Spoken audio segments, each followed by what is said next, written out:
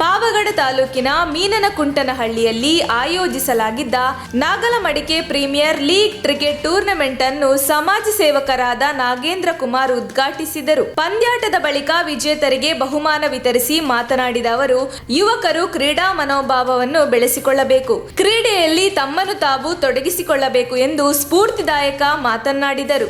ಈ ಸಂದರ್ಭದಲ್ಲಿ ಎಂಕೆ ನಾರಾಯಣಪ್ಪ, ನರಸಿಂಹರೆಡ್ಡಿ, ಶಿವಕುಮಾರ್, ಸುಬ್ಬರೆಡ್ಡಿ, ಜಯಸಿಂಹ, ನೇರಳೆಕುಂಟೆ ನಾಗೇಂದ್ರ ಕುಮಾರ್ ಅಭಿಮಾನ ಬಳಗದ ಅಧ್ಯಕ್ಷ ಕಿರಣ್ ರವಿ, ಅಶೋಕ್, ಲಿಖಿತ್, ಬಾಬು, ರಾಕೇಶ್ ಮತ್ತಿತರರು ಭಾಗಿಯಾಗಿದ್ದರು.